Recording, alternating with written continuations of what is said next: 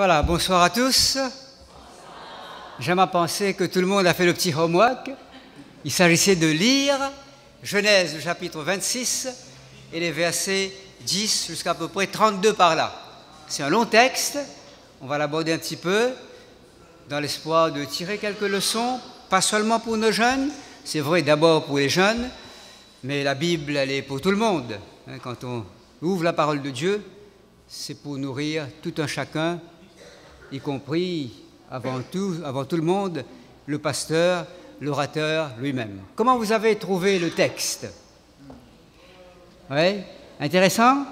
Bon, tout à l'heure, on va discuter un petit peu ensemble, et puis on va se poser quelques questions également, avant de prier ensemble. Mais d'abord, on va aborder ce texte. Je vais lire juste quelques versets seulement, histoire de nous imprégner un petit peu de l'esprit du texte. Je vous invite à ouvrir vos Bibles, comme ça ceux qui n'étaient pas là hier, ils sont au courant maintenant, que ça va être Genèse, chapitre 26. Et je vais essayer donc de me contenter des 30 minutes que vous m'avez données. J'ai un petit peu dépassé légèrement de 10 minutes hier, de façon à laisser le temps quand même à nos jeunes de prier. Alors Genèse 26, je vais lire juste quelques versets comme ça, à partir du verset 12, voilà. Je vais lire le verset 12, 13, 14 et 15, voilà. Et puis on va entrer dans le vif du sujet. Isaac sema dans ce pays et il recueillit cette année le centuple, car l'Éternel le bénit. Cet homme devint riche et il alla s'enrichissant de plus en plus jusqu'à ce qu'il devint fort riche. Il avait des troupeaux de menu bétail, des troupeaux de gros bétail et un grand nombre de serviteurs. Aussi les Philistins lui portaient envie. Tous les puits qu'avaient creusés les serviteurs de son père du temps d'Abraham, son père, les Philistins les comblèrent et les remplirent de poussière. Juste ces quelques versets pour nous mettre un petit peu dans l'ambiance de ce texte, pour comprendre ce qui se passe ici. Mais avant d'entrer donc dans le texte lui-même, allons essayer de replacer ce texte dans son cadre historique. C'est toujours bon de le faire. Une fois qu'on a planté le décor, si je peux dire ainsi, c'est beaucoup plus facile après de suivre ce que le texte veut nous dire. Puisqu'il est question d'Isaac, on comprend tout de suite ici que nous sommes dans ce qu'on appelle communément l'époque patriarcale. Et cette époque qui part avec la création, qui passe par le déluge, qui connaît aussi l'exode. Et cette époque-là, on s'est rendu compte de cela quand on lit les premiers chapitres de la Genèse, toute la Genèse tout simplement, on se rend compte d'une chose, que cette époque est souvent marquée par de grandes figures individuelles. Et aujourd'hui, on va étudier un petit peu un aspect, donc, comment on va dire ça, une scène, si je peux dire ainsi, donc, de la vie d'Isaac, une tranche d'histoire de la vie d'Isaac. Isaac était donc une très grande figure dans la parole de Dieu, on peut le considérer comme faisant aussi partie de ces patriarches. Au moment où ce texte s'ouvre, nous voyons Isaac habiter dans un endroit qui n'est pas son lieu d'origine, là où il n'est pas né. Isaac se trouve à Guérar. Quand on compare avec, par exemple, Genèse, chapitre 17 et 18 et tout cela, quand on compare avec son père, Abraham, on voit qu'il y a beaucoup de similitudes entre l'événement que Isaac va vivre, en tout cas un certain aspect de sa vie, une scène de sa vie, et celle de son père. Beaucoup de points communs entre les deux épisodes de la vie donc du père comme du fils. Isaac est là, un peu comme son père, sauf qu'ils ont choisi, lui il choisit un lieu différent de son père. C'est une époque où il y a eu une famine, voilà, et à cause de cette famine, Isaac est parti, il a quitté le lieu où il habitait, il va se retrouver dans un endroit qui s'appelle Guérar. Et ça fait penser à son père, à Abraham, lorsqu'il y a eu la famine. Lui était descendu où? En Égypte. Isaac n'est pas allé en Égypte, il est allé à Guérar. Il y avait la famine, et un homme intelligent, il est parti, il est allé donc sur cette côte palestinienne, en Philistie presque, abondamment arrosée par les pluies d'été, et il est là, et c'est là donc qu'il va se passer certaines choses. Mais il va faire lui aussi une bêtise, suivez avec moi peut-être, voilà, un petit peu avant dans ce chapitre, même chapitre 26, allons lire quelque chose. Voilà. J'aimerais lire pour faire une comparaison uniquement et pour déjà dégager une première leçon pour vous et pour moi, et pour nos jeunes en particulier. Alors je vais lire donc à partir du verset 6. Permettez-moi de le faire. Toujours Genèse chapitre 26, à partir du verset 6, juste pour faire une comparaison. Et Isaac resta à Guérar. On a dit, qu'est-ce que c'est que Guérar, où ça se trouve, etc. Et pourquoi il est là-bas à cause de la famine. Lorsque les gens du lieu faisaient des questions sur sa femme, il disait « C'est ma sœur », car il craignait en disant « ma femme » que les gens du lieu ne le tuent, parce que Rebecca était belle de figure. Comme son séjour se prolongeait, il arriva qu'Abimélec, roi des Philistins, regardant par la fenêtre, vit Isaac qui plaisantait avec Rebecca, sa femme. Abimélec fit appeler Isaac et dit « Certainement, c'est ta femme, parce que lui, il avait, comme son papa, jadis, pour cacher son jeu, pour sauver sa peau. Hein, donc, il va mentir. Alors, Abimélec qui lui dit « C'est ta femme. Comment as-tu pu dire « C'est ma sœur » Isaac lui répondit « J'ai parlé ainsi de peur de mourir à cause d'elle. » Abimélec dit « Qu'est-ce que tu nous as fait? Peu s'en est fallu que quelqu'un du peuple n'ait couché avec ta femme et tu nous aurais rendus coupables. » C'est incroyable ce scénario, comment cet épisode s'est répété dans la vie du père comme dans la vie du fils. Alors, il y a une leçon profonde qu'on peut dégager pour chacun de nous. La leçon, elle est très simple. On a beau s'appeler Moïse, Abraham, Isaac, peu importe, David, peu importe le nom qu'on porte, ça ne veut pas dire grand-chose. Le nom n'est pas une garantie contre les tentations, contre les assauts de l'ennemi. Notre réputation ou notre nom ne devrait pas nous servir de couverture face à certaines situations de la vie. Ce qui nous assure en tant qu'enfants de Dieu la sécurité, et notre sécurité se trouve que là, c'est dans de bonnes relations avec Dieu, pas ailleurs. Voilà pourquoi Pasteur Dan disait donc, en parlant de certains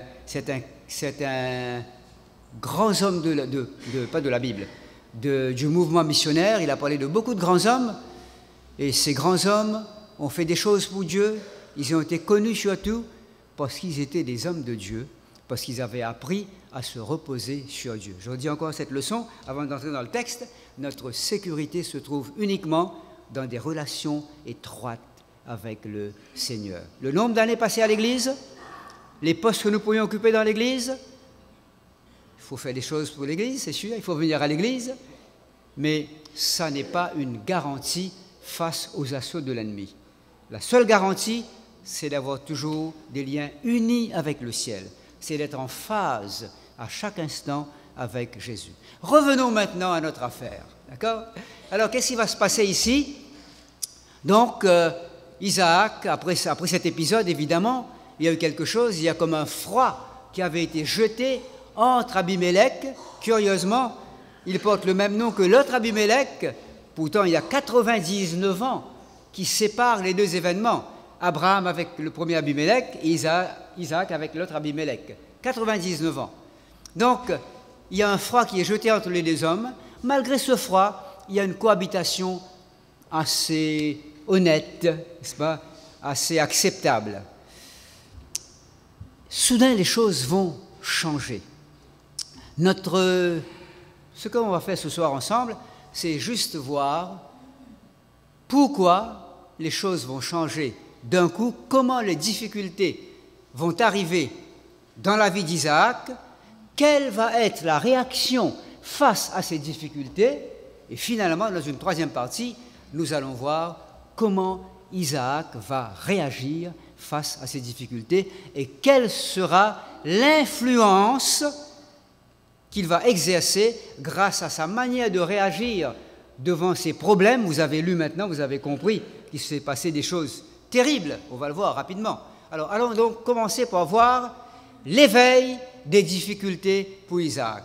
Je vais relire volontairement à partir du verset 12, parce qu'il me semble que si on lit entre les lignes, on peut comprendre que malgré les bénédictions que Dieu avait déversées sur Isaac, il y avait quelque chose qui très probablement clochait chez Isaac. Et je pense que cette chose qui clochait chez lui a dû déclencher ce phénomène, donc la méchanceté des Philistins et tout cela. Allons relire maintenant différemment en essayant de voir ce qu'il y a derrière, entre les lignes. Je reprends la lecture du verset 12. Et je lirai aussi le verset 13 et le verset 14. Je vais donc relire ce que j'ai lu tout à l'heure. Isaac sema dans ce pays et il recueillit cette année le centuple, quand l'Éternel le bénit. Très bien, jusqu'à maintenant. Cet homme devint riche. Il alla s'enrichissant de plus en plus, jusqu'à ce qu'il devint fort riche. Il avait des troupeaux de menu bétail, des troupeaux de gros bétail, grand nombre de serviteurs, aussi les Philistins lui portaient envie. Il me semble, en lisant comme ça, en essayant de comprendre ce qui s'est passé, pourquoi ces problèmes, il me semble qu'à certains moments, Isaac, d'ailleurs je reviendrai quand on va aborder les leçons qu'on peut dégager de ce texte tout à l'heure, dans la dernière partie, il me semble donc que quand on regarde ce texte de près, Isaac devient riche, le texte dit il alla en s'enrichissant de plus en plus, il va devenir riche, mais on a l'impression qu'Isaac, à un certain moment, va se contenter de sa richesse, il va se trouver bien là à Guérard, il est riche, tout lui réussit, il va commencer à prendre racine à Guérard. Gardez ça à l'esprit seulement, je vais y revenir quand j'aborderai les leçons qu'on peut dégager de ce magnifique épisode qu'on lit ici dans la vie d'Isaac. On a l'impression qu'Isaac est riche, oui, mais à un certain moment, il devient tellement riche, il commence à s'enraciner là où il est, et Isaac, pour reprendre une parole de Jésus, à un certain moment, c'est comme s'il n'était plus riche pour Dieu.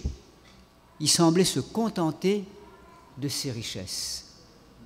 Et alors, c'était bien, il commençait à s'installer à Guérard. On parlera tout à l'heure du danger de l'installation dans notre vie en tant que chrétien. Voilà donc, et à partir du moment où il s'enrichit de plus en plus, le texte nous dit, les Philistins vont lui porter envie, ils vont être jaloux, et ils vont manifester leur jalousie à travers un acte extrêmement criminel.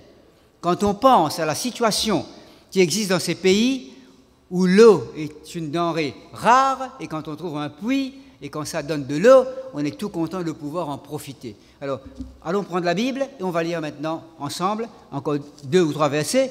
Alors, je prends le verset 16. Les problèmes maintenant démarrent. 15 d'abord, excusez-moi, 15. Tous les puits qu'avaient creusés les serviteurs de son père, Abraham, du temps d'Abraham, d'ailleurs c'est dit, les Philistins les comblèrent et les remplirent de poussière. Imaginez la scène. Vous arrivez dans un pays étranger, il y a un problème de famine chez vous, vous arrivez là, il y a des puits, et les puits ont été donc creusés par votre papa. Vous voulez profiter donc de ces puits, de l'eau qui se trouve dans ce puits. Et des personnes qui sont là, qui habitent sur place, donc, les locaux, sont jaloux de vous, et puis ils mettent du sable dans ces puits. Et quand on fait une chose comme ça, c'est l'asphyxie, c'est véritablement tuer Isaac et tout son clan et sa famille et tous ceux qui l'accompagnaient. Donc je dis encore une fois, c'était un acte terriblement criminel de la part des Philistins. Étant donné que ces puits avaient été creusés par son père, Isaac aurait pu regimber. Ça aussi, je reviendrai là-dessus quand on va aborder la partie leçon de ce texte. Allons voir qu'est-ce qui va se passer. Et étant donné donc que l'eau est quelque chose de vital, d'ailleurs dans la Bible, on sait très bien que l'eau c'est le symbole de l'hospitalité, c'est le symbole de la grâce. Quand on a l'eau dans un pays aussi désertique, on a tout. C'est la vie, l'eau. Alors, Abimelech va lui dire, va-t'en d'ici, au verset 16. Abimelech dit à Isaac, va-t'en de chez nous, car tu es beaucoup plus puissant que nous. Verset 17. Isaac partit, et il campa dans la vallée de Guérar, où il s'établit. Verset 18. Isaac creusa de nouveau les puits d'eau qu'avait creusés son père, ou qui avait été creusé à l'époque de son père, et qu'avaient comblé les Philistins après la mort d'Abraham, et il leur donna les mêmes noms que son père lui avait donnés. Et au verset 19, le scénario se répète, les serviteurs d'Isaac creusèrent encore dans la vallée et y trouvèrent un puits d'eau vive. Si le texte devait s'arrêter là, ça serait formidable. Isaac aurait été un homme très heureux, il a creusé, il a trouvé de l'eau, mais regardez ce qui suit. On continue la lecture. Le verset suivant. Les bergers de Guérar querellèrent les bergers d'Isaac en disant « L'eau est à nous !»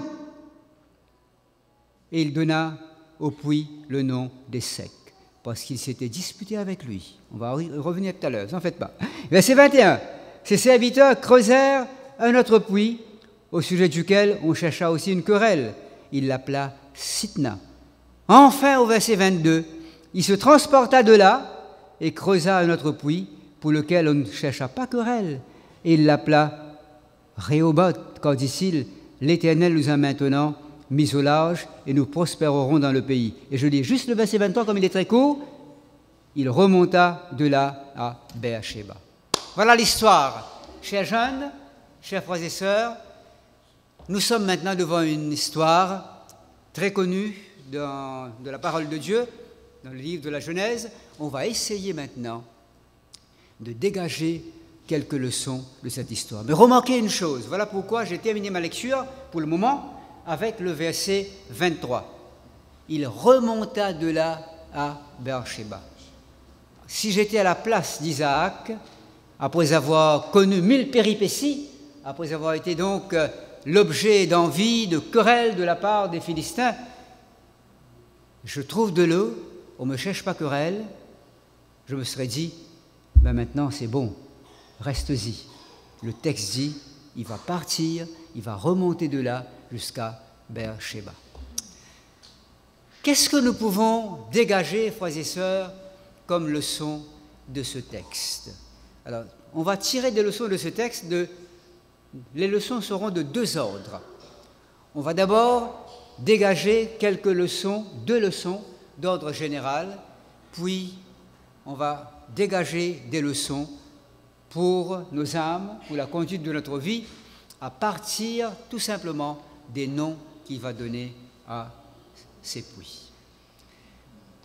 Leçon d'ordre général. Allez, je me tourne vers mes jeunes maintenant. Donc, quelle leçon avez-vous dégagé de la manière dont Isaac a réagi à partir du moment où on lui a dit « Va-t'en de chez nous ». Il creuse, il s'en va, il creuse encore, il trouve de l'eau. On vient, on l'aborde, on se dispute avec lui, il repart encore. Donc la scène se passe au moins 2 fois. Et à chaque fois, il part, il remonte, il va voir ailleurs. Quelle leçon principale avez-vous dégagé de cette histoire, de la réaction, cette première réaction, où on lui dit de partir, il part, alors qu'il aurait pu très bien rouspéter, arguer et dire à Abimelech, n'oublie pas, il y a X années, 99 ans, un pacte a été signé, allons dire conclu, entre ton père et mon père. Ces puits que mon père a creusés, ils m'appartiennent. Il aurait pu donc discuter, il aurait pu revendiquer son droit il ne l'a pas fait. Non. Et il est parti tout simplement. Allez, je me tourne vers les jeunes maintenant. Quel nom donneriez-vous à cette première leçon? J'ai pris la leçon la plus simple, puis on prendra une autre un petit peu moins simple, pas compliquée, mais moins simple. Donc, première leçon d'ordre général. Comment vous appelleriez Isaac? Comment est-ce que vous allez le caractériser devant sa façon de faire, alors qu'il aurait pu dire non, ce sont mes puits, j'y suis, j'y reste. Il aurait pu réclamer donc ses droits, il ne le fait pas. Comment est-ce qu'il vous a apparu? Lorsqu'il se contente de tout simplement partir. Il ne discute pas, il s'en va. On vient, on met du sable dans ses puits, il les désensable, il revient encore à la charge, il creuse, on lui cherche noise, il repart. Quelle sorte d'homme il est? C'est un homme? Un homme tranquille, très bien, sûr. Un homme? Patience, très bien. Alors, j'aimerais entendre maintenant nos jeunes. Ah, voilà, toutes ces réponses sont bonnes. J'ai une petite prédilection pour cette dernière réponse. Isaac, cette première partie, on peut l'appeler comme ça. Isaac, l'homme de paix. Exactement. Voilà, j'attendais cette réponse. Merci de la donner. Isaac est un homme de paix. On vit dans un monde, chers jeunes, où les gens revendiquent beaucoup leurs droits. On revendique en saison, hors de saison, quand il faut le faire, quand il ne faut pas le faire. La revendication, c'est un mot à la mode. La revendication, c'est dans l'air du temps. On respire la revendication. Isaac, lui, est un homme de paix. Il s'en va tranquillement. En disant ceci, je pense à quelque chose qui s'est produit, ça fait quand même le début des années 60, c'était encore l'époque où il y avait en Afrique du Sud, donc pas trop loin de là où j'habite, à 3h30 de vol, donc entre Maurice et l'Afrique du Sud, où on a beaucoup de commerce avec l'Afrique du Sud. À un certain moment, dans les années 60, c'était l'époque de Mandela, la prison, c'était l'apartheid, c'était très dur. Alors, imaginez ceci. Le Conseil écuménique des Églises, siège à Genève, avait pris une décision de venir en aide aux Africains qui souffraient beaucoup. Ils avaient fait une grande collecte, on avait recueilli beaucoup d'argent pour acheter du plasma, donc, pour les personnes qui étaient blessées et tout ça, avec la guerre là-bas. Et comme il restait beaucoup d'argent encore, le Conseil écuménique des Églises, organisme éminemment chrétien, prétendument chrétien. Donc, ils ont pris l'argent, ils ont envoyé donc en Afrique du Sud pour acheter des mitraillettes, pour donner donc à ceux qui subissaient l'apartheid. Isaac nous donne un exemple extraordinaire. Il nous faut devenir des hommes de paix. Et c'est très important. Très important, Jésus a dit « Heureux les fabricateurs de paix ». Littéralement, c'est ce qu'il a dit, hein. Parce que un jour, ils seront dans le royaume de Dieu, n'est-ce pas? Alors, on doit être des hommes et des femmes de paix. Il faut toujours calmer le jeu. Il ne faut jamais mettre de l'huile sur le feu. En tant qu'enfant de Dieu, quand les choses vont mal, notre devoir, c'est d'œuvrer en vue de la paix, de l'entente, de la réconciliation. Voilà donc une première leçon d'ordre général qu'on peut dégager ici. Il y a une deuxième leçon qui me vient à l'esprit quand je regarde ce texte. Rappelez-vous maintenant ce que nous avons dit au verset 12 et 13, quand on a relu ces versets, nous avons dit ceci. On a l'impression qu'Isaac commence à s'installer à demeure à Guérard. Isaac va oublier quelque chose. Isaac, en tout cas, semble oublier son idéal de vie de nomade. faut pas oublier une chose, frères et sœurs, et chers jeunes. Vous allez me dire, mais comment faire, nous, pour être des nomades? On va quand même pas déménager tous les 3 mois, changer de maison, ou changer de pays, de localité. Déjà, trouver une maison, c'est quelque chose de difficile aujourd'hui. C'est un phénomène à peu près mondial. Actuellement, chez nous, en Nouvelle-Calédonie, dans le nord du pays, il est très difficile de trouver une maison avec l'usine de Vavuto, qui est en train, donc, l'usine de nickel qui s'implante. Les maisons coûtent cher, elles sont rares, les terrains coûtent cher. Alors, est-ce que Dieu s'attend à ce que nous déménagions comme ça de temps en temps? Bien sûr que non. Mais sur le plan spirituel, frères et sœurs, chers jeunes, il faut toujours se remettre en question. Il faut faire attention. Est-ce qu'on n'est pas en train donc de prendre racine et de nous laisser tout simplement prendre, entraîner par des habitudes peut-être religieuses, mais qui finalement n'apportent pas beaucoup d'intensité à notre vie spirituelle? C'est bien de se remettre en question spirituellement. Et il est bien donc de reprendre, comme Isaac, il va comprendre la leçon, mais à la dure, c'est bien de reprendre son bâton de pèlerin, de retrouver son idéal de nomadisme, parce qu'on est tous des pèlerins, des voyageurs sur cette terre. Alors, dans quel sens sommes-nous donc des nomades? Dans ce sens qu'il nous faut apprendre à dépendre entièrement de Dieu. C'est dans le sens de la dépendance de Dieu pour toute chose, matériellement, spirituellement parlant, qu'on peut donc retrouver comme Isaac notre idéal de vie nomade. On doit faire très très attention, chers amis. Isaac était un homme très riche, mais indépendamment de la quantité de nos biens, on peut développé un état d'esprit de possesseur. Il faut faire très attention. N'est-ce pas? Jésus a dit, donc, il n'a pas dit, mais si j'interprète ce que Jésus dit dans le Sermon sur la montagne, dans ses discours, Jésus semble dire qu'il existe de bons riches, de mauvais riches, il existe de bons pauvres et de mauvais pauvres. Indépendamment de l'épaisseur de notre compte en banque, de nos possessions, on peut développer un état d'esprit où nous nous sentons satisfaits de l'état dans lequel nous nous trouvons. On prend plaisir donc dans ce monde, on oublie son idéal, on oublie qu'on est là de passage, et comme cela, petit à petit, on prend racine, et alors la vie chrétienne devient fade et perd toute sa saveur. C'est dans ce sens-là que je vous exhorte à retrouver votre idéal de vie de nomade, c'est-à-dire à dépendre tous les jours, pour le côté matériel, pour le côté spirituel, de Jésus.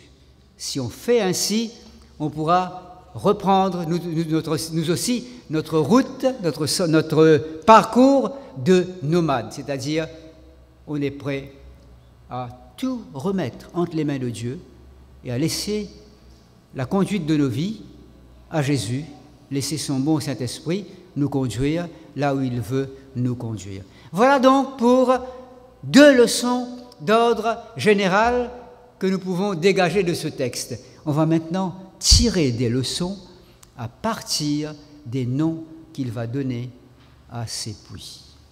Revenons à notre texte maintenant. Alors, je prends le verset 20.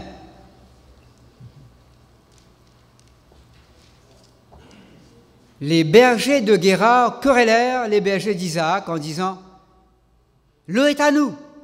Et il donna au puits le nom d'Essek. Il ne faut pas aller trop loin pour comprendre le sens, frères et sœurs, chers jeunes, parce qu'il s'était disputé avec lui. Disputé avec lui. Le mal est très vite identifié. Quel est ce mal? Dispute. Essek signifie querelle, dispute, contestation en hébreu. Voilà ce que veut dire Essek. D'ailleurs, c'est expliqué ici, parce qu'il s'était disputé avec lui. Le mal est très vite identifié. S'il y a une chose qu'il nous faut fuir au sein de nos foyers, au sein de nos communautés ecclésiales, c'est-à-dire dans nos églises, c'est bien les échecs. Rappelez-vous ce que l'apôtre Paul va dire dans son épître aux Corinthiens, n'est-ce pas? Lorsque certains disent « Moi je suis du club de Paul, moi j'appartiens au club d'Apollos », n'êtes-vous donc pas charnels? Et rappelez-vous ce que Paul va écrire aussi dans son épître aux Galates. D'ailleurs, demain, je vais aborder, pas cet aspect-là, mais l'épître aux Galates, 2 versets demain. Ça sera pour demain, je vous dirai quel verset, quel chapitre il y a pour demain. Donc, il nous faut faire très attention, frères et sœurs, à ce qu'on appelle les dissensions entre nous. Il faut se méfier de tout ce qu'on appelle coterie, clan, des choses comme ça, qui font beaucoup mal au cœur de Dieu et qui sont ruineuses, ces choses-là, pour nos communautés. Donc, échec veut dire dispute. Les enfants de Dieu devraient tout faire pour éviter les dissensions et les disputes. Voilà donc une première leçon que nous dégageons ici, à partir d'un nom de puits. Allons poursuivre notre lecture maintenant. On va prendre le verset 21. Ses serviteurs creusèrent un autre puits, au sujet duquel on chercha aussi une querelle, et il l'appela Sitna. Là, ici, il n'y a pas d'explication. Sitna veut dire adversaire. D'accord? Adversaire, c'est-à-dire le diable. Notre adversaire qui rôde comme un lion rugissant, cherchant qui dévorer. Et le diable place devant nous toutes sortes de choses, et je veux m'adresser maintenant aux jeunes, afin qu'ils se mettent en garde contre les échecs et contre les sitnas. Il y a beaucoup de choses qui pourraient empêcher que notre vie spirituelle, notre vie de piété, soit quelque chose de dense, quelque chose de fort. Il y a beaucoup d'échecs et de sitnas dont il faut se débarrasser. Je prendrai juste quelques exemples donc de la façon de faire de l'ennemi. Essayez de penser un petit peu jeune, comme c'est la semaine de réveil.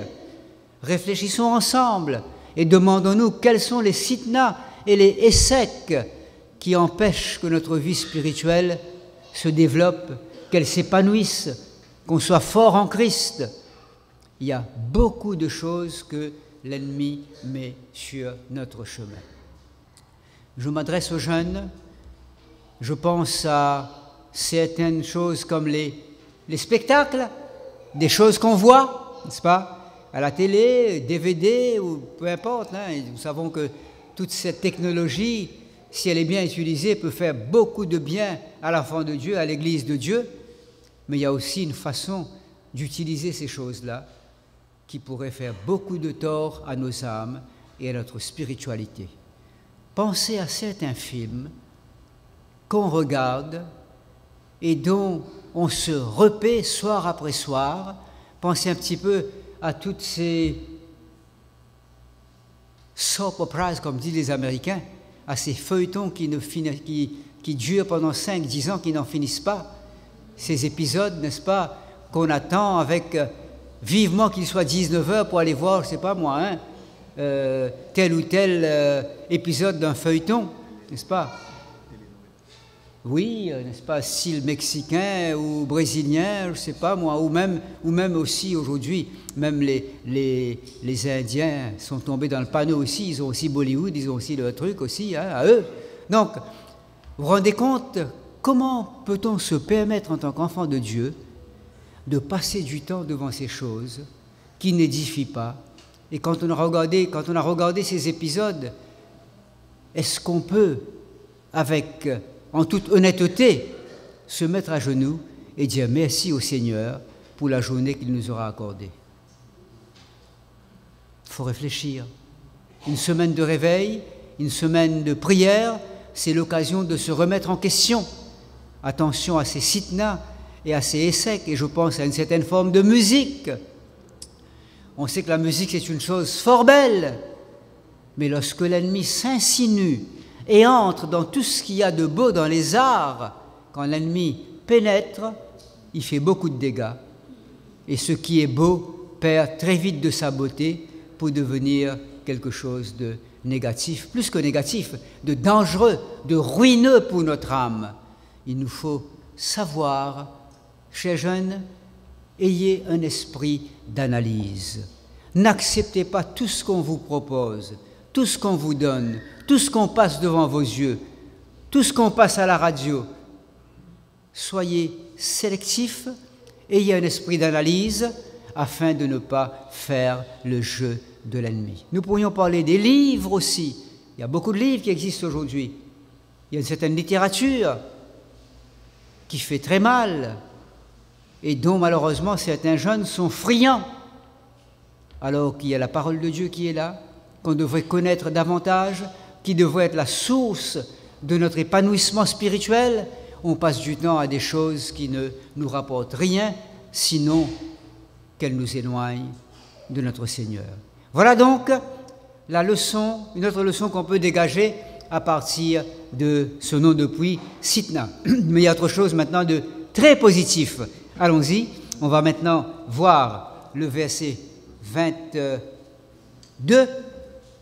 Il se transporta de là et creusa un autre puits pour lequel on ne chercha pas querelle. Il l'appela Rehoboth, car dit-il, l'Éternel nous a maintenant mis au large et nous prospérerons dans le pays. Chers jeunes, chers frères et sœurs, adultes, tout le monde confondu, Rehoboth veut dire espace, distance, largeur. C'est lorsque nous mettons notre vie entre les mains de Jésus, lorsque nous gardons nos distances des Sitna et des Essek, c'est uniquement lorsque nous faisons cette chose que nous pouvons nous trouver en sécurité. Il faut donc prendre de la distance de tous les Sitna et de tous les Essek. Et alors notre vie sera acceptable au Seigneur, et alors notre vie sera quelque chose d'épanoui. Il faut donc trouver notre sécurité en Jésus. Lui nous mettra au large, lui nous donnera la force pour pouvoir résister au mal, et il nous tiendra à l'abri de toutes les influences maléfiques, de tout ce que le diable voudrait opérer dans nos vies pour nous éloigner de Jésus. Mais j'aimerais terminer, dépasser un petit peu, légèrement, c'est pas grave, j'aimerais donc terminer en vous invitant à lire avec moi la fin de ce récit. Elle est très belle. Il y a 3 choses que j'aimerais signaler dans la fin de ce récit. Verset 28, il y a 2 choses importantes. Ensuite, le verset 32, la fin. Il y a 3 choses qui terminent ce texte d'une manière absolument sublime. Allons voir cela. Donc, c'est Abimelech et ses hommes qui viennent, donc, qui envoient le chef de l'homme et Picol vers Isaac. Laissez-moi lire avec vous d'abord le verset 27. Isaac leur dit, « Pourquoi voulez-vous venir vers moi ou venez-vous vers moi, puisque vous me haïssez et que vous m'avez renvoyé de chez vous ?» Écoutez bien la réponse. Ils lui répondirent, « Nous voyons que l'Éternel est avec toi. » Chers jeunes, chers membres de l'église d'Aroué, vivez votre vie de telle sorte, vivons tout le monde tout simplement notre vie, de telle sorte que les gens puissent dire, vos amis chers jeunes puissent dire, nous voyons que l'Éternel est avec toi, est avec l'église adventiste du 7e jour. Deuxièmement, dans ce même verset 28, qu'il y ait un serment entre toi et nous, et la réponse, et que nous fassions alliance avec toi. Si vous vous comportez comme de véritables enfants de Dieu, chers jeunes, si vous n'avez pas honte de dire de qui vous tenez, nous l'avons dit hier soir, vous êtes la lumière du monde, si vous retrouvez votre bâton de pèlerin, c'est-à-dire si vous vous appuyez fortement sur la personne de Jésus, si vous êtes des jeunes filles, des jeunes gens de paix, de réconciliation, alors les gens diront, l'Éternel est avec vous, avec ton Église, et ils diront, nous viendrons et nous ferons alliance avec votre Dieu par le baptême. Et troisième chose, au verset 32, et ces personnes diront, nous avons trouvé de l'eau, pas n'importe quelle eau, mais l'eau qui jaillira jusque dans la vie éternelle. Amen.